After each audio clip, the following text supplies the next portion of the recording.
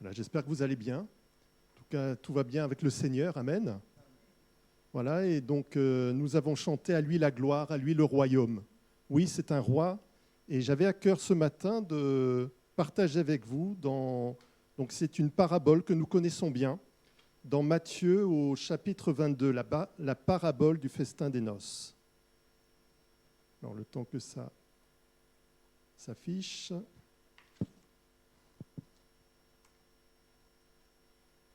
Voilà. Jésus, prenant la parole, leur parla de nouveau en parabole et il dit : le royaume des cieux est semblable à un roi qui fit des noces pour son fils. Il envoya ses serviteurs appeler ceux qui étaient invités aux noces, mais ils ne voulurent pas venir. Il envoya encore d'autres serviteurs en disant : dites aux conviés, voici, j'ai préparé mon festin, mes bœufs et mes bêtes grasses sont tués, tout est prêt, venez aux noces. Mais sans s'inquiéter de l'invitation, ils s'en allèrent, celui-ci à son champ, celui-là à son trafic. Et les autres se saisirent des serviteurs, les outragèrent et les tuèrent. Le roi fut irrité, il envoya ses troupes, fit périr ses meurtriers et brûla leur ville. Alors il dit à ses serviteurs : les noces sont prêtes, mais les conviés n'en étaient pas dignes. Allez donc dans les carrefours et appelez aux noces tous ceux que vous trouverez. Ces serviteurs allèrent dans les chemins, rassemblèrent tous ceux qu'ils trouvèrent, méchants et bons, et la salle des noces fut pleine de convives. Le roi entra pour voir ceux qui étaient à table, et il aperçut là un homme qui n'avait pas revêtu un habit de noces. Il lui dit : mon ami, comment es-tu entré ici sans avoir un habit de noces ? Cet homme eut la bouche fermée. Alors le roi dit aux serviteurs : liez-lui les pieds et les mains et jetez-le dans les ténèbres de dehors, où il y aura des pleurs et des grincements de dents. Car il y a beaucoup d'appelés, mais peu d'élus. Amen.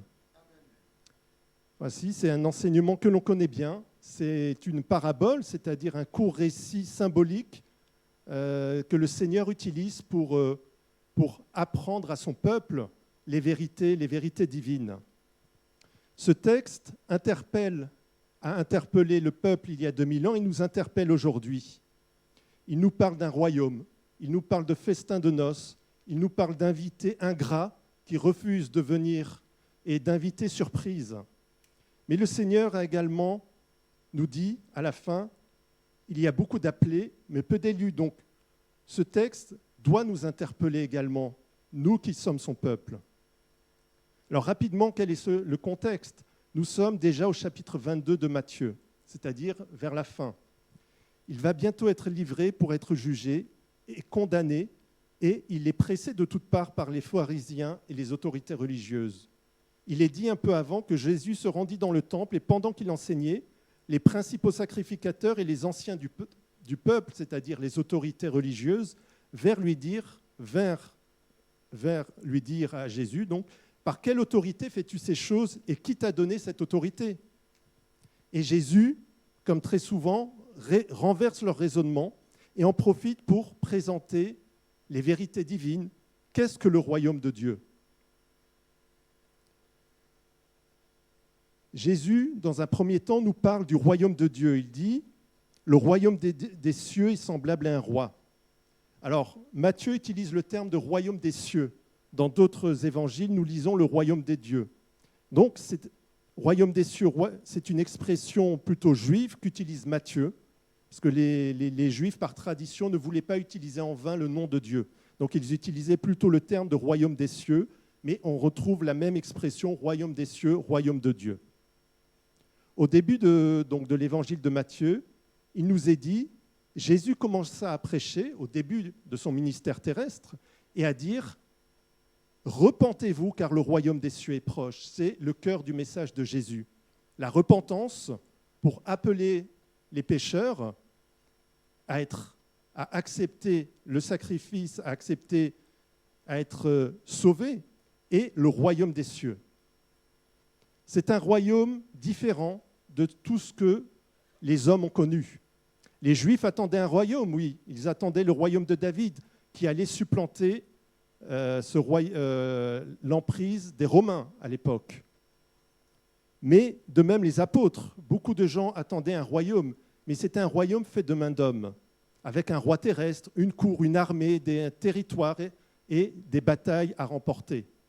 Mais Jésus renverse le raisonnement et nous présente un autre type de royaume. Même ses disciples lui demandent, un peu, vous savez, lorsque Jésus leur annonce la destruction du temple, et il lui demande notamment cette question, « Dis-nous quand cela arrivera-t-il et quel sera le signe de ton avènement et de la fin du monde ?» Même après sa résurrection, en début de Actes, nous lisons au tout début, il lui presse de questions. « Est-ce en ce temps que tu rétabliras le royaume d'Israël ?» Donc il n'avait pas forcément compris de quel royaume Jésus parlait. Jésus répondit, notamment dans Luc 17 au verset 21, « Le royaume de Dieu ne vient pas de manière à frapper les regards. On ne dira point il est ici ou il est là, car voici le royaume de Dieu est au milieu de vous. » C'est un royaume avec des conditions pour faire partie de ce royaume différentes des conditions humaines. Ce n'est pas par naissance que nous rentrons dans ce royaume, par naissance humaine, mais en vivant ce que la parole de Dieu appelle la nouvelle naissance. Nous connaissons tous dans Jean 3,5, quand Jésus dit et parle à Nicodème, qui lui pose des questions, « Si un homme ne naît d'eau et d'esprit, il ne peut entrer dans le royaume de Dieu. » Amen. Donc c'est un royaume différent où il faut naître de manière surnaturelle, d'eau et d'esprit. C'est la seule condition, mais elle ouvre les portes du royaume céleste. Reconnaître que l'on est pécheur et perdu sans Dieu, reconnaître Jésus comme son sauveur et Seigneur, qui est mort à ma place à la croix, qui a pris le jugement du péché sur lui, se faire baptiser pour témoigner de sa foi, et enfin, prendre sa croix, décider de vivre une vie chrétienne. Ce royaume a également des valeurs différentes de tout royaume terrestre. Dans Romains 14 au verset 17, Jésus nous dit, c'est plutôt Paul qui parle dans son épître aux Romains, « Car le royaume de Dieu, ce n'est pas le manger, le boire, mais la justice, la paix et la joie par le Saint-Esprit. » Amen. Donc revenons à ce texte, à cette parabole, où Jésus nous parle de 3 sortes d'invités. Il parle d'abord, ce qu'on peut appeler, premièrement, des invités de marque. Qui sont-ils ? Alors, ce sont des personnes importantes et connues personnellement par le roi lui-même. Il est dit ceux qui étaient invités aux noces. Donc, ce sont sûrement des personnes, aujourd'hui on dirait des VIP, des personnes très importantes. Ce sont des personnes bien nées, sûres de leurs bons droits et souvent étant des personnes qui comptent socialement, avec aujourd'hui on dirait un fort pouvoir d'achat, des personnes qui avaient une certaine richesse. Ces personnes possédaient des champs, faisaient du trafic, donc dans trafic, c'est-à-dire faisaient du commerce, ou avaient sûrement des employés ou des esclaves et n'avaient pas de problème, ne se souciaient pas de la dureté de la vie. Il y avait un deuxième type d'invités que nous voyons tout au long de cette parabole, ce que j'appelle les invités surprises. Une fois que ces invités de marque ont refusé d'aller aux noces, se préparer et d'aller aux noces, donc il y a tous ces invités. Allez donc dans les carrefours et appelez aux noces tous ceux que vous trouverez, méchants et bons.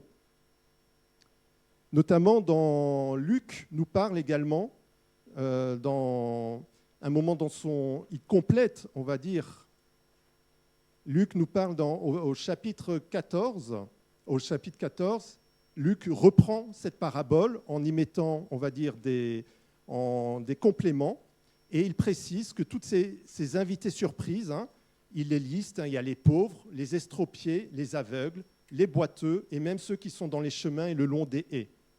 C'est-à-dire, pas vraiment des invités modèles à un repas de noces royales, pas des gens vraiment très importants, pas dignes ni forcément très présentables. Et pourtant, ces invités, ils sont invités aux noces du roi. Et enfin, il y a un troisième type d'invité, un invité qui, lui, fait partie de ce festin, mais il est dit qu'il n'avait pas d'habit de noces. Le roi entra pour voir ceux qui étaient à table et il aperçut là un homme qui n'était pas revêtu d'un habit de noces. Quels sont donc les leçons qu'on peut tirer de cette parabole. Parce que Jésus utilise des paraboles pour vraiment nous interpeller et il nous donne les clés. Première leçon, tout d'abord, les critères de Dieu ne sont pas ceux du monde. C'était vrai il y a 2000 ans, c'est vrai maintenant. On voit bien que les critères de Dieu s'opposent et on ne peut pas chercher à concilier les deux. Des choix qui souvent nous interpellent, même en tant que chrétiens, comme cette parole, les derniers seront les premiers. Donc, il y a même, on peut, en tant que chrétien, être interpellé, oui, interpellé par le choix de Dieu, mais Dieu est souverain, Dieu est le roi, et nous devons l'accepter. Nous devons, la seule source de notre vie chrétienne, c'est la parole de Dieu, et nous devons, dans le cadre de cette vie chrétienne, demander au Saint-Esprit de pouvoir justement qu'il nous donne un esprit vraiment de discernement et que petit à petit, jour après jour, finalement, les critères de Dieu soient nos critères à nous. J'ai deuxième point, deuxième leçon qu'on peut tirer de cette parabole. Jésus n'hésite pas à proclamer des vérités bibliques, même si cela peut heurter ses interlocuteurs et le faire apparaître impopulaire. On imagine bien qu'il s'adressait notamment à la foule, mais notamment aux pharisiens, aux chefs religieux qui étaient sûrs de leur bon droit, et qui devaient le regarder avec un certain mépris en se disant « Ce prophète qui vient de Nazareth, qui est-il pour nous faire des leçons ?» Ils devaient sûrement il est dit, après, ils avaient de la colère contre lui, peut-être même ils incitaient la population à se rebeller contre lui, et à la fin, ils se concilièrent entre eux pour chercher à tuer Jésus. Donc oui, Jésus savait que sa vérité, que ses paroles allaient peut-être heurter, allaient peut-être même interpeller, allaient diviser, mais la parole de Dieu est la parole et la vérité. Et Jésus n'hésitait pas à la proclamer. Jésus également, lorsqu'on rentre vraiment dans cette parabole, la parole de Dieu nous donne elle-même, on va dire, la grille de lecture pour comprendre ce que nous lisons. Il est question d'un roi qui invite au festin du noces de son fils. Ce roi, nous le savons, ça représente Dieu, le Père céleste, et le roi de la création. Son fils, bien évidemment, c'est Jésus-Christ, le Fils de Dieu, qui a reçu le royaume divin en héritage. Il est question de serviteurs, les serviteurs qui vont apporter des messages, qui sont les porte-paroles de ce roi, de Dieu, et qui agit au nom du roi. Ces serviteurs, ça peut être les anges, mais également les prophètes, ou tout homme ou toute femme qui est missionné par Dieu, qui est un serviteur de Dieu. Il est question d'un festin des noces. Ces noces, nous le savons, nous qui sommes chrétiens, ce sont les noces de l'agneau, qui représentent les noces de l'agneau, avec son épouse, l'Église fidèle. Le roi envoie ses serviteurs pour appeler les invités aux noces de son fils. Tout le message de la Bible, c'est ça. Prêcher la repentance, prêcher le royaume de Dieu et appeler, toujours appeler. Nous sommes tous appelés, invités aux noces de l'agneau. Le plus important, nous dit la parole et nous dit ce texte, ce n'est pas de savoir qui nous sommes ou ni d'où l'on vient, ou si on a de la valeur aux yeux du monde, ni si nous sommes assez dignes. Mais quelle est ma réponse à cet appel ? Finalement, quel type d'invité je suis aujourd'hui ? Est-ce que je suis comme les invités de Marc, les invités que on pourrait qualifier de blasés ? Vous savez, c'est des personnes qui n'éprouvent plus de passion, de sentiments, qui sont finalement indifférents au Seigneur. Jésus reproche aux religieux de l'époque leur indifférence, leur froideur de cœur et leur suffisance. Ils sont sûrs de leur bon droit, ne se remettent jamais en cause. Ils sont persuadés d'être dignes d'eux-mêmes par leurs œuvres, et ils mettent en premier les choses terrestres avant de mettre les choses célestes en premier. Ils reprochent également, donc c'est une comparaison, une image, mais ils reprochent au peuple d'Israël dans son ensemble sa dureté de cœur et son indifférence vis-à-vis de la miséricorde divine. Il y a un deuxième type d'invité. Quel invité je suis ? Il y a ces invités surprises, mais des invités et honorés par le Seigneur. Nous qui venons principalement des nations païennes, le fait qu'Israël a été mis à l'écart pour un temps nous a permis d'intégrer le peuple de Dieu et d'être des invités aux noces divines. Quelle miséricorde et quelle joie le Seigneur nous fait, et quel honneur. Ce n'est pas un sujet d'orgueil à avoir, car nous ne le méritions absolument pas. Tout est par grâce, mais c'est un sujet de reconnaissance éternelle que nous devons à notre Seigneur. Le troisième type d'invité, l'invité sans habit de noces, voilà, c'est une personne. Alors, selon les traditions de l'époque, les personnes invitées à des noces recevaient généralement un vêtement spécial pour marquer l'événement. On peut en effet penser que cet invité indélicat choisit de ne pas le porter et ainsi par son acte a insulté le roi et son fils. Pardon. Il a été puni pour cela. L'habit des noces représente la justice nécessaire pour entrer dans le royaume des dieux. Mais vous savez quoi, frères et sœurs, cet habit de noces, on n'a pas à l'acheter, on n'a pas à l'acquérir. Cet habit de noces nous est offert, cet habit de justice nous est offert par Dieu, par pure grâce, c'est la justice divine. Et lorsque nous recevons, nous acceptons Jésus dans notre cœur, nous sommes revêtus de cet habit de justice divine. Amen. Mais nous devons choisir de le porter dignement afin de participer à ce repas. Enfin, ce message, cette parabole qui nous exhorte également à la vigilance et à se préparer au festin des noces. Oui, nous sommes dans des temps courts, il fait encore jour, mais nous savons que le Seigneur revient bientôt. Nous savons que les événements se précipitent, nous savons qu'il reste peu de temps.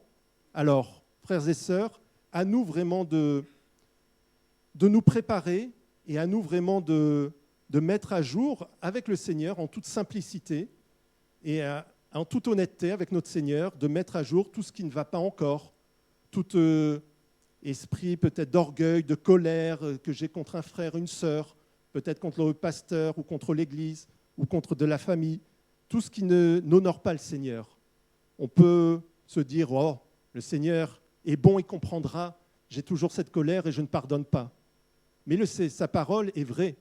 Nous devons prendre la parole de Dieu pour ce qu'elle est et son avertissement, il veut que tout le monde, toute son Église, mais j'allais dire le monde entier, puisse être à ce festin des noces. Heureux ces serviteurs que le Maître à son arrivée trouvera vaillant, nous dit la parole.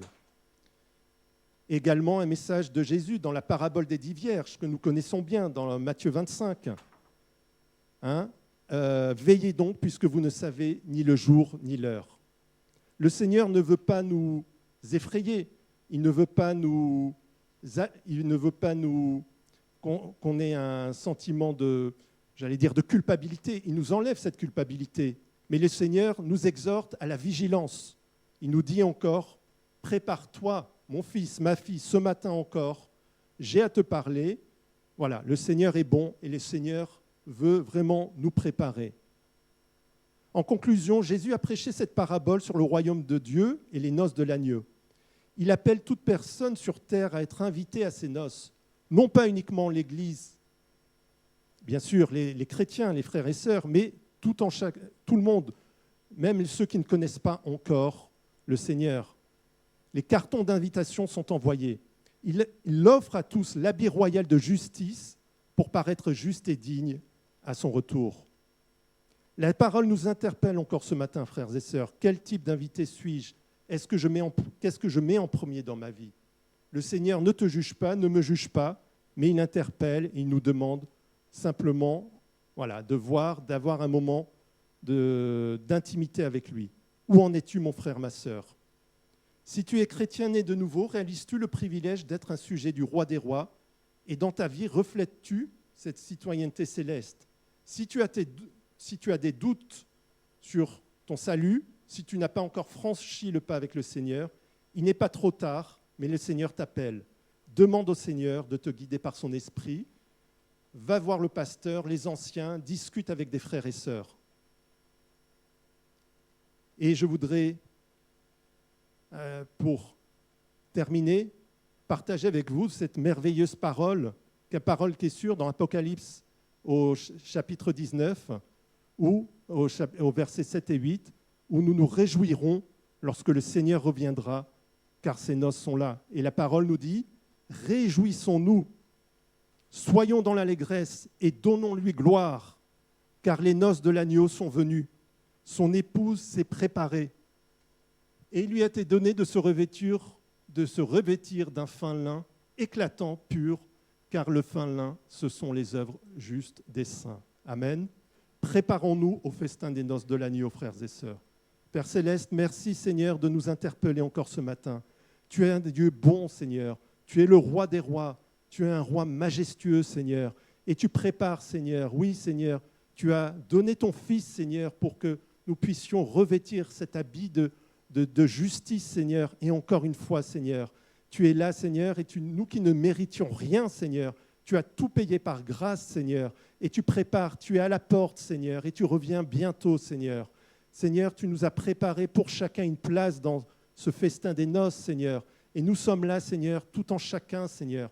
Tu es là, tes anges sont présents également. Nous prions, Seigneur, avec l'Église universelle, Seigneur, tous les frères et sœurs que nous ne connaissons pas, mais qui sont en prière ce matin. Et ton Saint-Esprit est là ce matin. Alors tu viens dans chacune d'entre nous, dans nos vies, dans notre cœur, nous t'invitons. Seigneur, tu ne forces jamais la main, alors nous t'invitons en toute simplicité, en toute honnêteté, en toute humilité. Tu vois, Seigneur, tu rends digne ce qui n'est pas digne, Seigneur, mais il y a sûrement encore des racines d'amertume, des colères, des blessures, Seigneur, des choses, Seigneur, qui ne t'honorent pas dans nos vies, dans ma vie, Seigneur.